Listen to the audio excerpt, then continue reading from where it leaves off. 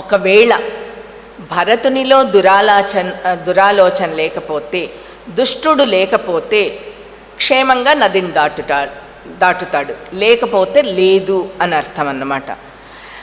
గుహుడు రావడం చూశాడు. అంటే గుహుడు భరతుని ఉద్దేశం ఏంటో తెలుసుకోవడానికి అందరినీ అక్కడ సిద్ధం చేశాడు, సన్నద్ధంగా ఉండండి అని. ఆ తర్వాత భరతుణ్ణి సమీపించాడు.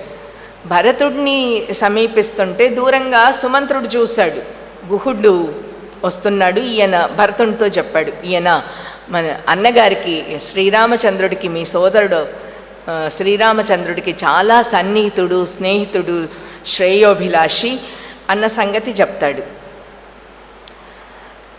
గుహుడు భరతుడి దగ్గరికి వచ్చి చేతులు జోడించి, నేను మా వాళ్ళందరూ కూడా, మా దాసర్లందరూ కూడాను సాయుధులై నీ వెంట వస్తాం.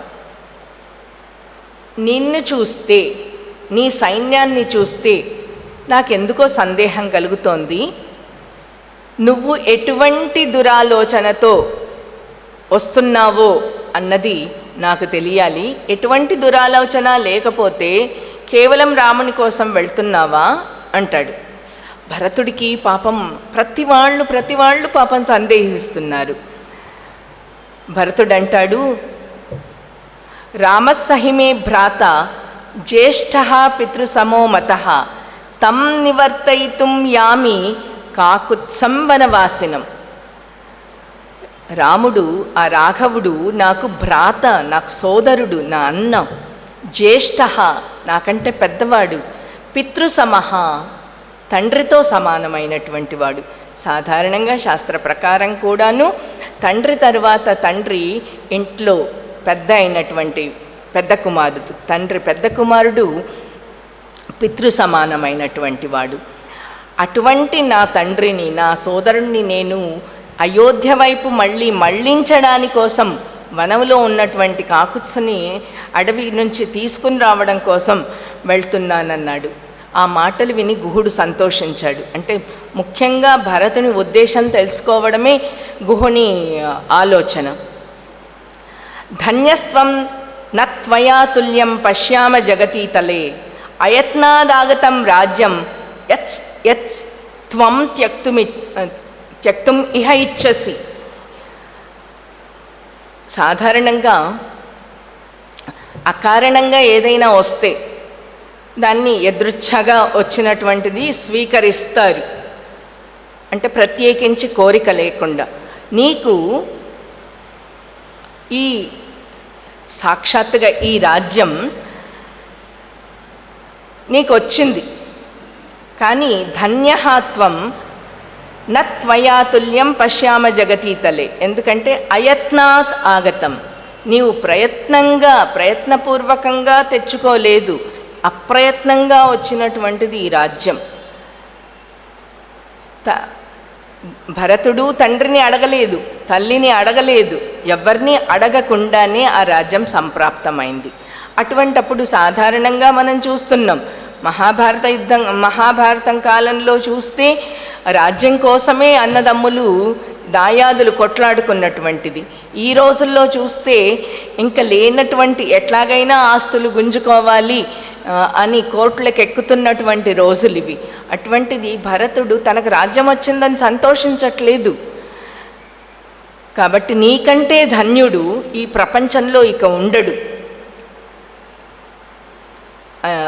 శాశ్వతీ ఖలు తే కీర్తి లోకాన్ అనుచరిష్యతి. నీ కీర్తి శాశ్వతమైనటువంటిది, అన్ని లోకాల్లో కూడా వ్యాపిస్తుంది అన్నాడు. నిజంగానే త్రేతాయుగం నాటి భరతుని యొక్క ఈ కీర్తి కలియుగాంతం వరకు కూడాను తప్పకుండా ఉంటుంది.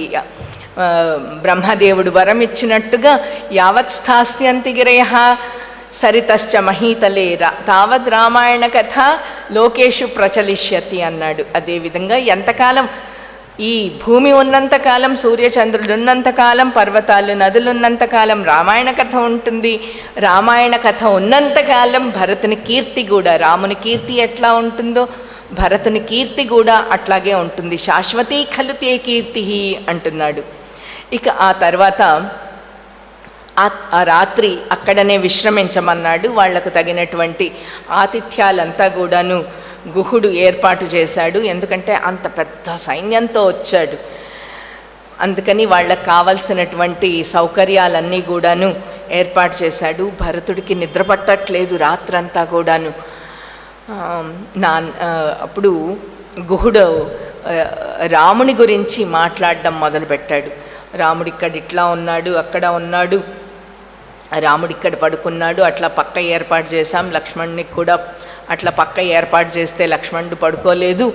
మొత్తం వాళ్ళ సంభాషణ అంతా కూడా ఆ రోజు రాత్రి జరిగినటువంటి సీతారామ లక్ష్మణులు అడవిలో గంగా నదిని దాటే ముందు జరిగినటువంటి సంభాషణ అంతా కూడాను గుహుడు భరతునికి చెప్పాడు. మళ్ళీ మళ్ళీ చెప్పించుకున్నాడు కూడాను. సరే, అప్పుడు అట్లా గుహుడు లక్ష్మణుని యొక్క సేవలు ఇవి మొదలైనటువంటివి చెప్తూ రామకథతో భరతునికి ఓదార్పును కలిగించాడు. ఇంకా చెప్పమంటాడు, ఇంకా వినాలనుకుంటాడు. లక్ష్మణుడి యొక్క సోదర ప్రేమ, లక్ష్మణుడు చేసినటువంటి సేవ, లక్ష్మణుడు ఏ విధంగా పడుకోమంటే కూడా పడుకోకుండా రక్షణగా చేస్తానండము, తాను వద్దండము మొదలైనటువంటివి. తర్వాత దశరథుని గురించినటువంటి ఆలోచనలు, తల్లిదండ్రుల ఆవేదన గురించి చేసినటువంటి, అంటే ప్రతిదీ ఏ విషయమైతే గుహునితో సుమంత్రునితో పంచుకున్నాడో లక్ష్మణుడు, ఆ ప్రతి విషయాన్ని కూడాను గుహుడు భరతునికి చెప్పాడనమాట. ఆ తర్వాత ఇక్కడే రామలక్ష్మణులు ఇద్దరూ కూడాను జటాధారులై ముని వృత్తిని అవలంబించాలి అని ఇక్కడే జటాధారులయ్యారు అని చెప్పాడు. దాంతో దుఃఖం అధికమైపోయింది భరతుడికి. ఎందుకంటే భరతుడు ఇప్పుడు వెళ్తున్నటువంటిది రాముణ్ణి తీసుకుని వనవాసం, వనం నుండి వచ్చి పట్టాభిషేకం చెయ్యాలి. అటువంటిది జటాధారి అయి ఉన్నాడు అంటే కిరీటం పెట్టించుకోవాల్సినటువంటి స్థానంలో జటలు కట్టి రుద్రాక్షలతో జటాధారి అయి ఉంటాడు అంటే మరి వేదన కదా. అంటే భరతుడికి ఒక బాధ ఏంటంటే, నా సంకల్పం ఆదిలోనే ఈ విధంగా అయిపోయింది కదా, విఘ్నం ఏర్పడింది, నా సంకల్పానికి సంకట స్థితి ఏర్పడింది అని బాధపడతాడు. తర్వాత ఇదంతా వింటున్నటువంటి కౌసల్య కూడా భరతుని ఆలింగనం చేసుకుంటుంది. అంటే చాలా విలపిస్తున్నాడు అన్నమాట. అందుకు భరతుని పరిస్థితి చూసి కౌసల్యకు అనుమానం వచ్చింది. ఏంటయ్యా, ఎందుకు ఇట్లా ఏడుస్తున్నావు, ఎందుకు ఇట్లా పడిపోతున్నావు, ఏమైంది, నీకేదైనా అనారోగ్యం సంభవించిందా, ఏదైనా ఒంట్లో బాగలేదా, లేదంటే రామలక్ష్మణుల గురించి ఆవిడకి ఇంకొక ఆలోచన కూడా, ఆవిడ బాధ ఆవిడది, లక్ష్మణుల గురించిన ఏదైనా అప్రియం ఏమన్నా విన్నావా అంటే అక్కడికి దగ్గరలోనే వాళ్ళకి వార్తలు తెలుస్తుంటాయి కదా, కాబట్టి వాళ్ళ గురించిన అప్రియమైనటువంటి వార్తలు ఏమైనా నిన్ను చేరాయా అంటే లేదమ్మా, అటువంటిది ఏమీ సంభవించలేదని మళ్ళీ తల్లిని ఓదార్చి, కౌసల్యాదేవిని ఓదార్చి మళ్ళీ గుహుడిని అన్నాడు రాముని కథ చెప్పమని. మళ్ళీ గుహుడు మొత్తం ఆ కథ అంతా కూడా కౌసల్య వినాలి కదా, ఇప్పుడు ఇక్కడిక్కడ పునరుక్తని కాదు, మళ్ళీ కూడా రాముని కథలు, రాముని మాట గురించి, రాముని గురించి వినడంలో, రాముడు ఎట్లా ఉన్నాడు, ఎక్కడ పండుకున్నాడు, ఏం మాట్లాడాలి అని వినడంలో అతనికి ఆనందం కలుగుతుంది. రామ అనే 2 అక్షరాలే భరతునికి చాలా ఓదార్పునిస్తున్నాయి. అందుకు మళ్ళీ మళ్ళీ చెప్పించుకుంటున్నాడు అన్నమాట.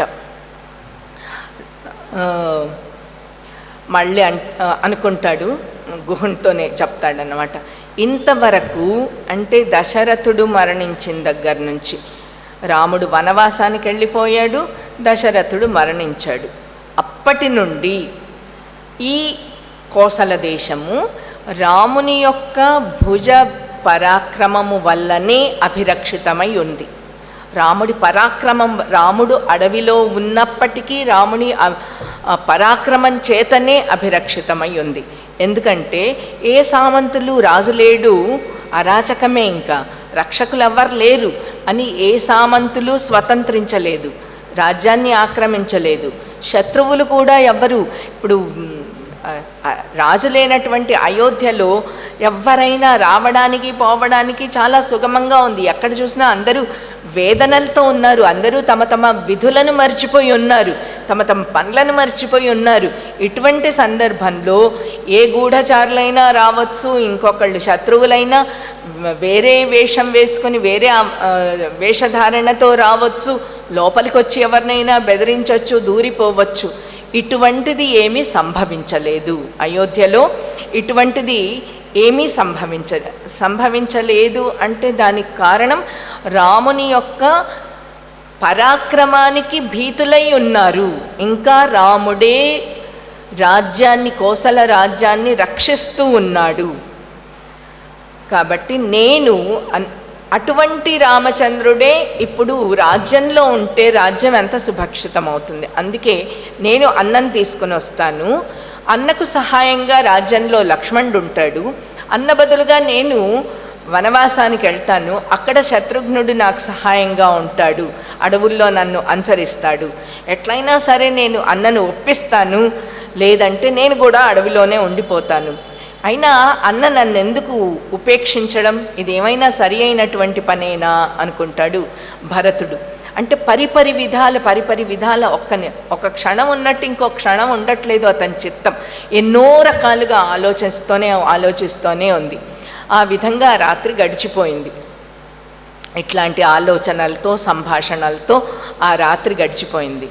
తర్వాత తెల్లారింది. భరతుడు శత్రుఘ్నుని మేల్కొల్పుతున్నాడు. శత్రుఘ్న, ఇంకా పడుకున్నావేం, లేయి అంటే, అన్న నేను నిద్రపోవట్లేదు, రాముని గురించిన చింతతో రాత్రంతా కూడా నేను జాగారం చేశాను, కానీ నేను ఇప్పుడు కూడా నిద్రపోవట్లేదు అంటే, సరే. అంతలోనే గుహుడు వస్తాడు. గుహుడు వచ్చి, మీ అందరికీ రాత్రి సుఖంగా గడిచిందా, చక్కగా నిద్రపోయారా అని అడుగుతాడన్నమాట. మీ సైన్యానికంతా సౌకర్యంగా ఉందా మొదలైనటువంటి అడిగితే, గుహుడు అడిగినటువంటి దానికి సమాధానం అవుననే చెప్తారు. అంతా బాగా ఉంది, అంతా సౌకర్యంగా ఉంది, నీవు మమ్మల్ని అందరినీ కూడాను ఇంత చక్కగా ఆదరించావు, ఆతిథ్యం ఇచ్చినావు, ఇక తరువాతి కార్యం ఏమంటే నువ్వు మమ్మల్ని అందరినీ కూడాను ఈ గంగానదిని దాటడానికి సహకరించాలన్నాడు. గుహుడు వెంటనే తన బంధువులను, సేవకులను, పడవ నడిపే వాళ్ళందరినీ కూడా పిలిచి పడవలను సిద్ధం చేయమన్నారు. 500 చిన్న పడవలు, తర్వాత స్వస్తికాలు అనేటువంటి పెద్ద ఓడలు, వీటన్నింటినీ కూడాను నదీ తీరంలో సిద్ధంగా చేశారు. ఈ స్వస్తికాలు, పెద్ద పడవలు, దానికి కొంచెం హంగులు ఎక్కువగా ఉంటాయి. పతాకాలు, తర్వాత తోరణాలు, మువ్వలు, గలగల్లాడే మువ్వలు మొదలైనటువంటివన్నీ ఉంటాయి. అంటే రాజులకు సంబంధించినటువంటి అలంకరణలు ఏవైతే ఉండాలో యోగ్యమైనటువంటి, రాజులకు యోగ్యమైనటువంటివి ఆ స్వస్తికాలు అనేటువంటి ఓడలు అన్నమాట. ఇవి కాకుండా చిన్న ఓడలు అన్నీ కూడా సిద్ధంగా ఉన్నాయి. ఈ తక్కిన జనమంతా కూడాను చిన్న పడవల్లో వెళ్ళారు.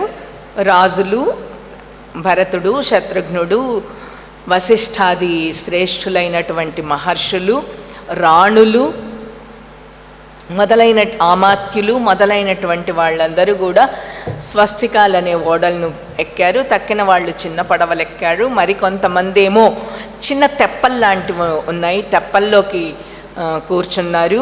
మరికొంతమంది ఏనుగుల మీద కూర్చుని, ఏనుగు నది దాటగలదు కాబట్టి ఏనుగుల మీద పైన కూర్చున్నారు. మరికొందరు ఏమో చేతులతోనే, అంటే ఈతతో గంగా నదిని దాటగలిగినటువంటి వాళ్ళంతా గంగా నదిని దాటారు. ఈ విధంగా అందరూ కూడాను, గుహుడు కూడా వాళ్ళను సైన్యంతో పాటుగా అంటే అడుగుతాడన్నమాట, ఎక్కడున్నారు రాముడు, సీతారామ లక్ష్మణులు అంటే. అందుకు గుహుడికి అప్పుడే సందేహం ఉండుంటుంది కాబట్టి, లేదు నేను నా సైన్యం కూడా మీ వెంటే వస్తాం మార్గం చెప్పడన్నమాట. తర్వాత గుహుడు కూడాను ససైన్యంగా, దారిలో ఏమైనా జరగవచ్చు కదా అని ససైన్యంగా వాళ్ళ వెంట వెళ్ళాడు. గుహుడు కూడా నది దాటాడు. అందరూ కూడా ఇంకా భరద్వాజాశ్రమాన్ని, నది దాటిన తర్వాత అక్కడ భరద్వాజాశ్రమము, అక్కడ సైన్యాన్నంతా ఒక చోట కొంచెం ఆశ్రమానికి దూరంగానే ఉండమని చెప్పాడు. చెప్పి మీరంతా ఇక్కడే ఉండండి, నేను సుమంత్రుడు వశిష్ఠుల వారు ముగ్గురం వెళ్తామన్నాడు. భరద్వాజుడు ఆశ్రమానికి వెళ్ళాడు.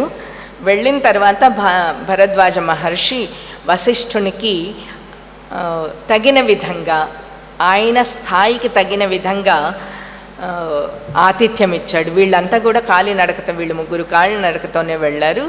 అర్ఘ్యపాద్యాదులన్నీ కూడా ఇచ్చారు. ఆ తర్వాత భరతుడు భరద్వాజుడికి నమస్కరించారు.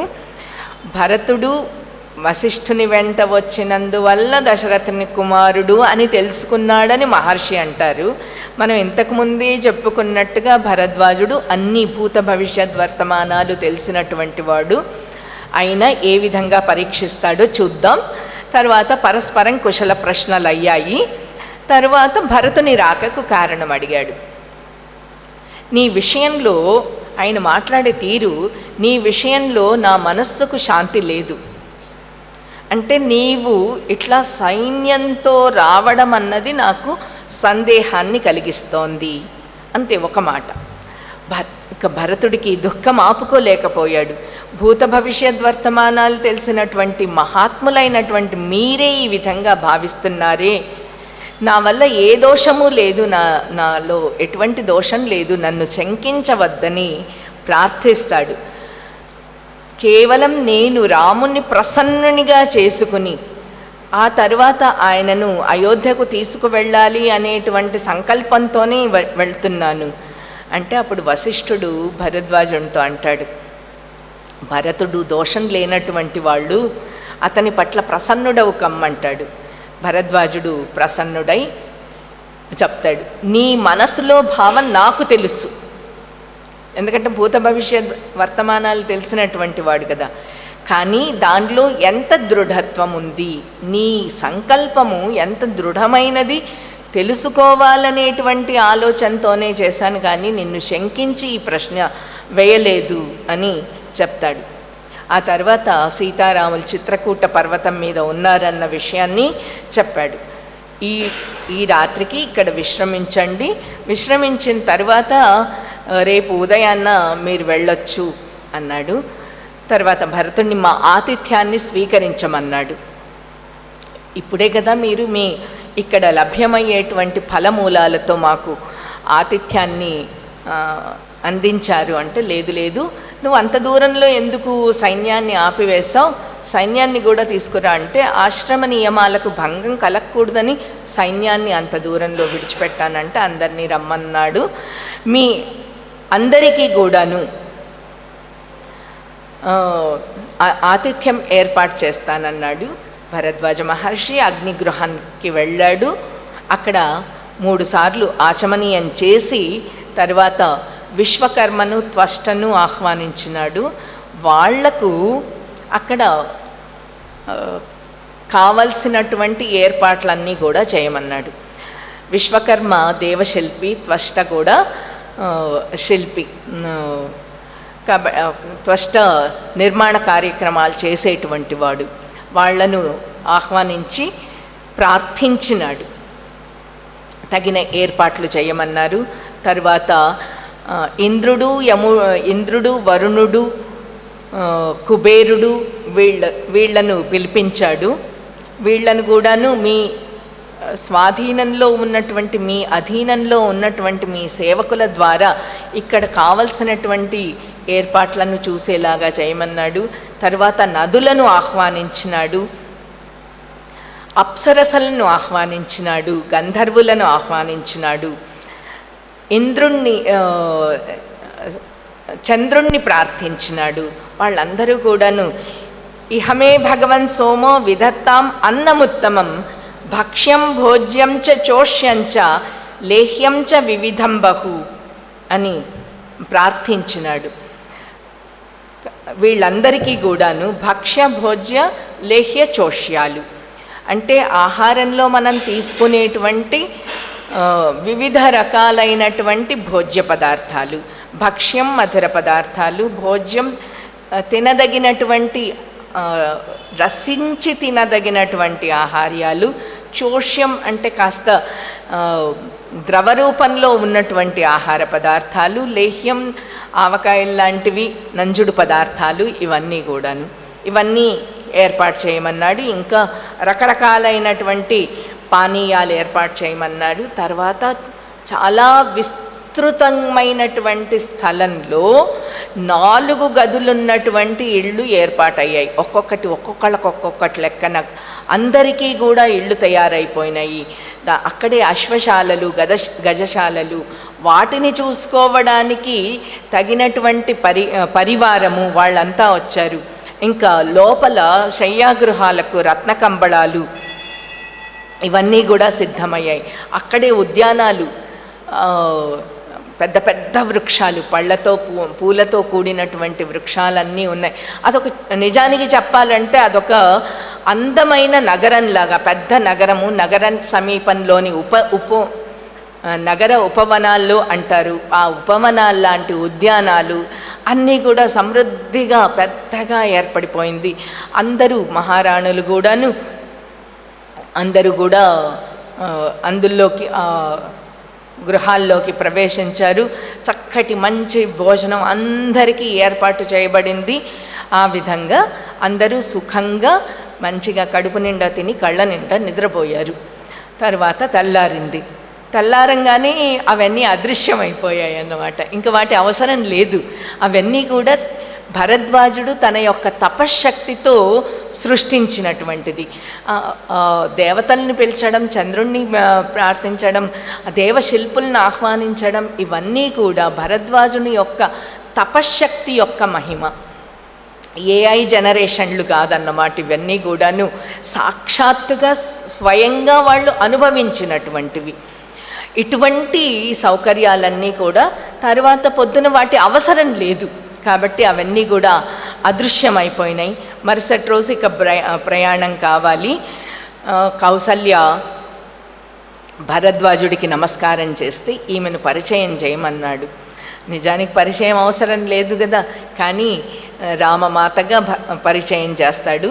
తర్వాత అందరూ కూడాను భరద్వాజ మహర్షికి ధన్యవాదాలు చెప్పుకుని నమస్కారాలు చేశారు.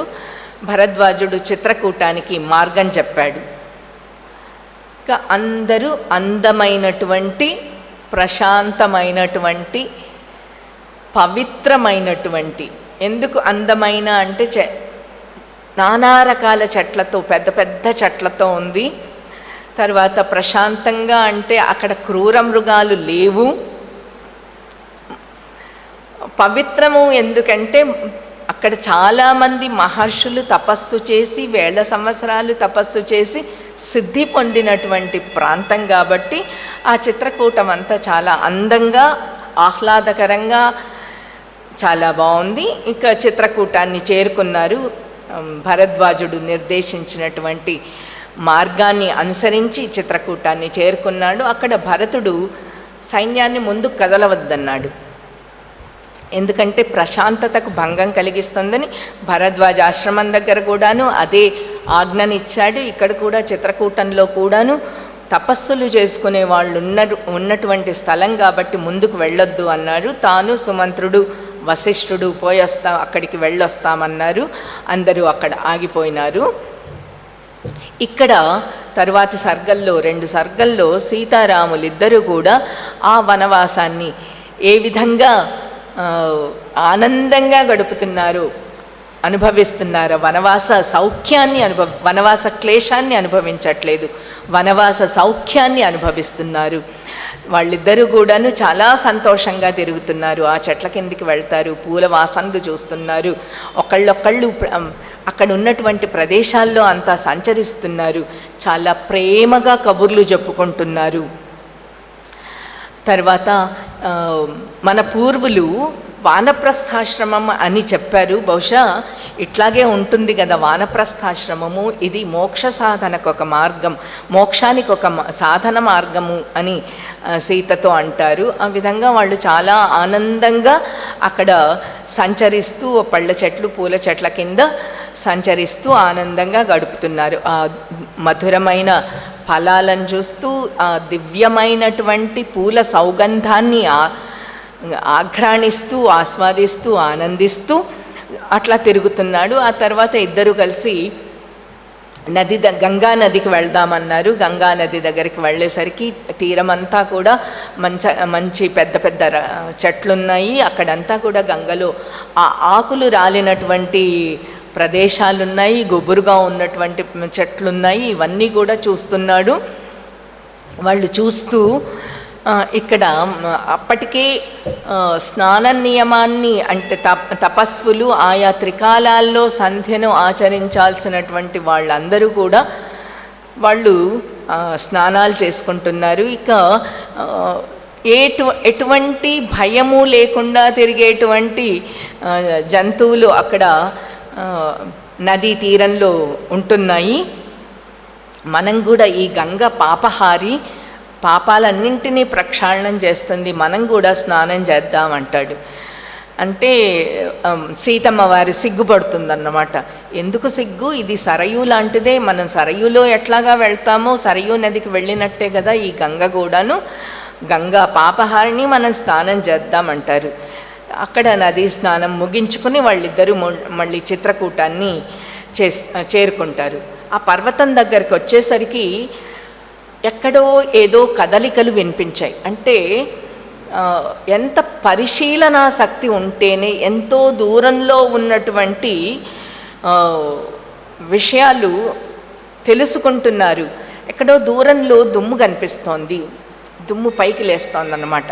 ఆ దుమ్ము కనిపిస్తోందంటే సైన్యం ఏదో నడిచొస్తోంది. తర్వాత శబ్దం, కొంచెం సైన్యం ముందుకు వచ్చినట్టుంది, శబ్దం వినిపించింది. క్రమంగా శబ్దం ముందుకు ఇంకా కొంచెం ఎక్కువగా వినిపిస్తోంది. రాముడు లక్ష్మణ్తో అన్నారు, ఏవో బిగ్గరగా శబ్దాలు వినిపిస్తున్నాయి చూడు, ఏదైనా సింహాలు వచ్చి క్రూర మృగాలు, ముఖ్యంగా సింహాలు, ఏనుగుల శబ్దం వినిపిస్తోంది, ఏనుగుల సవ్వడి వినిపిస్తోంది. ఏదైనా సింహాలకు బెదిరిపోయి ఏనుగులు అడవి దున్నలు అటు ఇటు పరిగెడుతున్నాయా, లేదా ఏదైనా క్రూర మృగాల భయం వల్ల జింకల్లాంటివి ఏమన్నా భయంతో దిక్కుతోచకుండా తిరుగుతున్నాయా, లేదా ఎవరైనా రాజు కానీ రాజులాంటి వాళ్ళు, రాజులతో సమానమైనటువంటి వాళ్ళు కానీ వేటాడడానికి ఈ ప్రదేశానికి వచ్చారా, క్రూర మృగాలు ఏమన్నా భయపెడుతున్నాయా ఎవరినైనా, ఇవన్నీ కాస్త తెలుసుకోమన్నాడు. వెంటనే లక్ష్మణుడు చెట్టెక్కాడు. చెట్టెక్కి 4 వైపులా చూశాడు.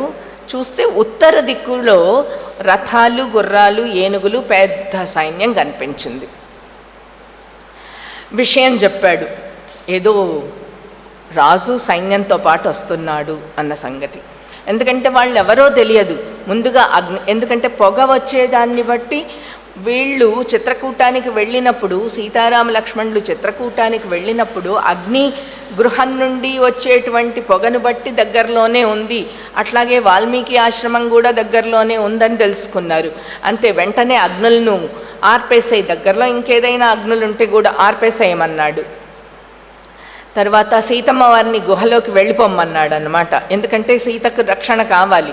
అన్న మన ఇద్దరము ధనుర్బాణాలు ధరించి సాయుధులై సిద్ధంగా ఉందామన్నాడు. ఎందుకంటే వస్తున్నది పెద్ద సైన్యం. అందుకని సీతను గుహలోకి పంపించేశారు.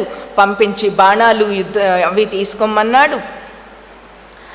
కాస్త ఇంకొంచెం దూరం అయ్యేసరికి భరతుడికి లక్ష్మణుడికి కూడా కోవిదార ధ్వజం కనిపించింది. అంటే ఇది మన ఇక్ష్వాకుకుల ధ్వజం. అంటే భరతుడు మనల్ని చంపడానికి వస్తున్నాడు. కోవిదార ధ్వజం కనిపిస్తోంది. సైన్యం కూడా వస్తోంది కదా, సైన్యం కూడా సంతోషంగా ఉంది. సైన్యం సంతోషంగా ఉందంటే ఏంటి, భరతుడికి వాళ్ళు సహాయంగా వస్తున్నారు, భరతుని మాట వింటున్నారు, భరతుని ఆజ్ఞను స్వీకరించారు, భరతుని సంతోషం కోసం పనిచేస్తున్నారు. కాబట్టి సైన్యం సంతోషంగా ఉంది. కానీ ఆ సంతోషం వెనుక వాళ్ళని రాముణ్ణి చూడబోతున్నామన్నటువంటి సంతోషం లక్ష్మణుడికి తెలియలేదన్నమాట. మనం ఆయుధాలతో సిద్ధంగా ఉండాల్సిందే. భరతుడిని నేను అన్నయ్య నేను భరతుణ్ణి చంపేస్తాను, చంపిన పాపం లేదు అసలు, ఇదిగో ఆ కైకేయిని కూడా చంపేస్తాను, ఆ సైన్యం వస్తుంది కదా ఆ సైన్యంతో తలపడతాను, వాళ్లను బాణాలతో హింసిస్తాను, ఈ చిత్రకూటాన్నంతా కూడా శత్రువుల రక్తంతో తడిపేస్తానంటాడు. శ్రీరామచంద్రుడికి బాధ అనిపిస్తుంది. ఎందుకంటే శ్రీరామచంద్రుడికి భరతుని యొక్క గుణగణాలు బాగా తెలిసినటువంటి వాడు. ఏమిటిట్లా అంటున్నావు, ఆ వస్తున్నటువంటి వాళ్ళు ఎవరో తెలుసుకోకుండా, ఏ కారణంతో వస్తున్నారో తెలుసుకోకుండా నువ్వు ఇట్లా ఆవేశపడ్డం ఏమైనా బాగుందా? భరతుడు రాజ్యం కోసం రాలేదు, నాకు అనిపిస్తోంది నీకే ఏదైనా రాజ్యకాంక్ష ఉందేమో, ఆ రాజ్యం నెపంతో నువ్వే భరతుణ్ణి చంపేయాలనుకుంటున్నావో ఏమో. కాబట్టి భరతుడు రాగానే నేను చెప్తాను, నీకు రాజ్యం వద్దు, నీ రాజ్యాన్ని భరతుడికే ఇచ్చేసేయి అని చెప్తాను. నా మీద ఉన్నటువంటి గౌరవంతో తప్పకుండా భరతుడు రాజ్యాన్ని నీకు ఇచ్చేస్తాడు, నువ్వు ఆనందపడమంటాడు. అప్పుడు లక్ష్మణుడికి చాలా సిగ్గేస్తుంది. ఎందుకంటే చీచి నా ఆలోచనలు ఇంత విరుద్ధంగా ఉన్నాయా అన్న ఆలోచన కలుగుతుంది. ఆ తర్వాత దశరథ మహారాజులే, మన తండ్రి దశరథ మహారాజే మనల్ని చూడ్డానికి వస్తున్నాడేమో. ఇక్కడ ఆ రెండు విషయాలను గమనిస్తే, ఒకటి సానుకూలము, ఒకటి ప్రతికూలము. బుద్ధి సానుకూలంగా ఉన్నప్పుడు ఎట్లా ఆలోచనలు ఉంటాయి, ప్రతికూలంగా ఉన్నప్పుడు ఎట్లా ఉంటాయి అన్నది లక్ష్మణుని మాటల్లోనే తెలిసిపోతుంది. ఎందుకంటే లక్ష్మణుడికి మొదటి నుంచి కూడా భరతుడు కైక మీదున్న కోపం అంతా కూడా భరతుడి మీద ఉంది. ఆ కోపం వల్ల భరతుని పట్ల ప్రతికూల భావన ఉంది. ప్రతికూల భావనతో కోవిదార ధ్వజాన్ని చూడంగానే ఇది భరతుడు వస్తున్నాడు అనుకున్నాడు, కానీ మరొకలాగా భావించలేకపోయినాడు. అది ఎప్పుడైతే శ్రీరామచంద్రుని మాటలు విన్న తరువాత అతని ఆలోచనలో కొంచెం మార్పు వచ్చింది. ఎందుకంటే లక్ష్మణుడు ఎప్పుడూ కూడా రాజ్యం కోరలేదు, తన కోసం రాజ్యం కోరలేదు. రాముడికి అన్యాయం జరిగింది అన్నది బాధ. మంథర్ని చంపేస్తానన్నాడు, కైకేయిని చంపేస్తానన్నాడు రాజమందిరంలో కూడా. తన అన్నకు శ్రీరామచంద్రుడికి న్యాయమైనటువంటి ధర్మ మార్గాన్ని అనుసరించేటువంటి శ్రీరామచంద్రుడికి సాధికారంగా రావాల్సినటువంటి రాజ్యాన్ని రాకుండా కుతంత్రం చేసింది కైకేయి అనే బాధ, కానీ తాను రాజవ్వాలి అని ఏ రోజు అనుకోలేదు. రామచంద్రుని మాటతో భరతుడికి రామచంద్రుని పట్ల ఉన్నటువంటి అభిమానము, ప్రేమ తెలుసుకొని రామచంద్రుడికి భరతుని గుణగణాలు రాముడు చెప్పినప్పుడు అప్పుడు ఇంకొక విధంగా ఆలోచన చేయడం మొదలుపెట్టాడు. అప్పుడు భరతుడి పట్ల లక్ష్మణునికి ఉన్న ప్రతికూల భావన పోయి సానుకూల భావన, పాజిటివ్ థింకింగ్ అన్నమాట. అప్పుడు కోవిదార ధ్వజం తండ్రిది ఎందుకు కాకూడదు అనుకున్నాడు. ఆ విధంగా అతని మనసు మారిపోయింది. అవును, తర్వాత శ్రీరామచంద్రుడు కూడా రావచ్చు, మనల్ని చూడాలనేటువంటి భావనతో సైన్యంతో రావచ్చు, లేదా మనల్ని తీసుకుపోవడానికే మనల్ని మళ్ళీ, ఎందుకంటే అడవికి పోవడానికి ఒప్పుకోలేదన్నమాట. అందుకని మళ్ళీ అడవికి వచ్చి ఇక్కడి నుంచి మనల్ని తీసుకుని వెళ్ళడానికైనా తండ్రి గారు రావచ్చు కదా, ఆ ఆలోచన సరి అయినది, చూద్దాం అనుకుంటాడు శ్రీరామచంద్రుడు. ఇక భరతుడు వచ్చి వాళ్ళ యొక్క సంభాషణ ఎట్లా ఉంటుంది అన్నది రేపు చివరి రోజు, రేపటి రోజున తెలుసుకుందాం. మంగళం కోసలేంద్రాయ మహనీయ గుణాత్మనే చక్రవర్తి తనూజాయ సార్వభౌమాయ మంగళం. స్వస్తి. Thanks for watching. Please comment, like, share and subscribe our channel.